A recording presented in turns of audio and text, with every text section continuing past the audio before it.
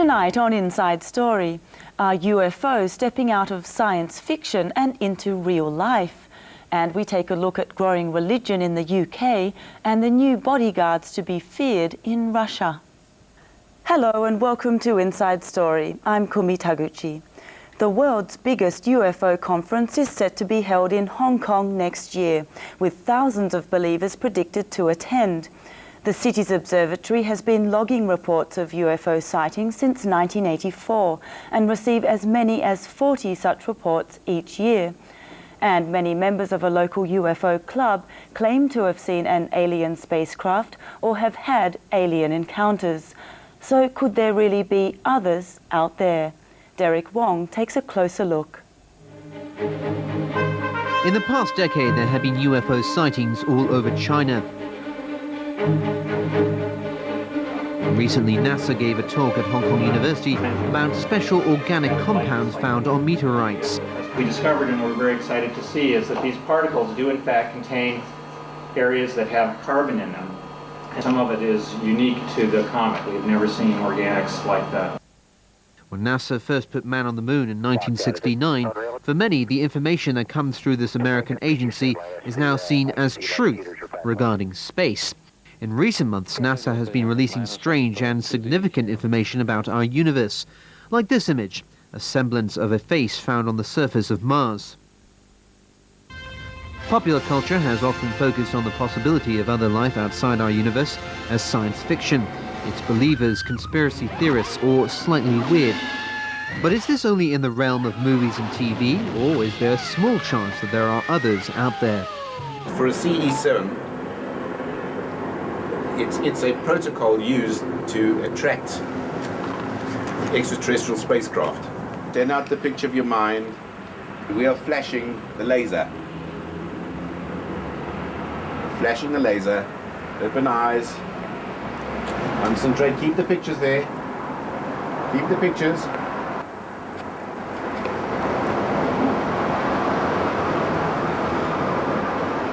That was the routine that we made.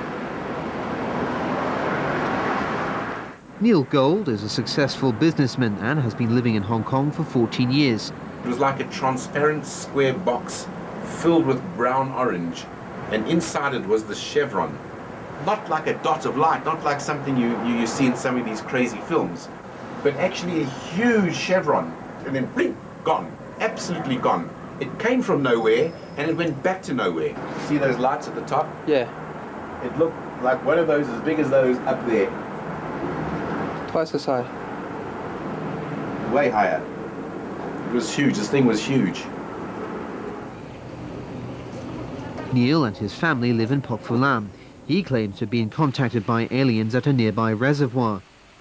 All along this trail, everywhere one looks, you see squares. There's a little reservoir down there, surrounded by square bricks. Total pattern is squares. But from this cutoff point, we move down and we will lose all the squares. The exoconscious area is a place where we can share some consciousness with those beings that are more evolved. It's eventually where mankind will go. Mankind will ascend, will rise, and will leave all the horrors of war behind him. Eventually he'll learn to share. When you sit in front of an extraterrestrial, this is where it's hard for people to understand. You feel everything that they feel, and they feel everything that you feel. When you're in that situation, you're in a very, very, very precarious situation because you can't put a foot wrong.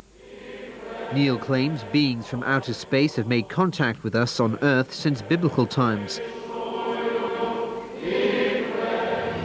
After supposedly coming out of the north. But in the modern day, the possibility of aliens came to the public's attention in 1947. A UFO crash was said to have occurred in the small town of Roswell, New Mexico. And rumors that an autopsy took place circulated widely. But the US government has denied these claims, citing the crash was military dummies parachuting back to Earth.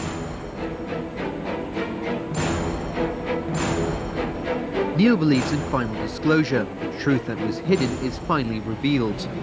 They were watching a UFO on a radar that was hovering at about 80,000 feet.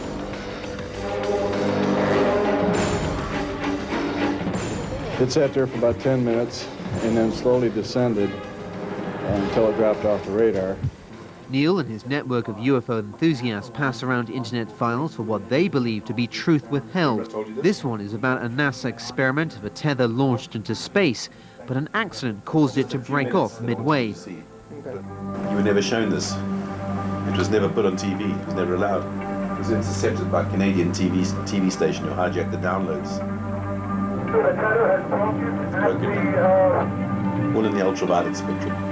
The astronauts can't see this because they look in the normal spectrum. The size of that ship. See the hole in the middle. Did they recover it? In that description by the crew, this is the tether in the satellite. Comet you can see in the normal spectrum. Neil believes aliens bring with them the technology to harvest free and limitless energy.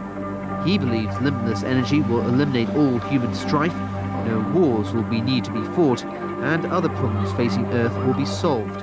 But Neil and people like him believe the alien secrets are hidden because the few who have access fear they will have much to lose if energy becomes free. Believe him or not, Neil asks us to reflect on past over-the-top theories that later proved to be true. In 1632, Galileo published a volume called Discourse Concerning the Two Chief Systems. He proved that the sun did not revolve around the Earth, thus giving birth to the current-day knowledge of our solar system. In this age of modern technology, could there be a scientific explanation for these incidents? During the last 20 years, we received a total of about 500 UFO reports. But that does not mean the flying objects is really from outer space. It's different. Some of the usual causes for UFO sightings are actually due to flying balloons, falling meteors, and or some flashlight or condensation trails from aircrafts. The exhaust gas of an aircraft contains a lot of water vapor.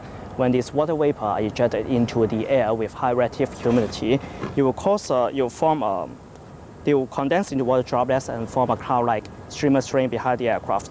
But something strange did happen in Hong Kong. There was an incident in 1993 when there was suddenly more than 100 UFO report sightings within a single day. So we traced the reason and we found that it was the so-called UFOs were actually spotlights projected onto the cloud base from a residential estate.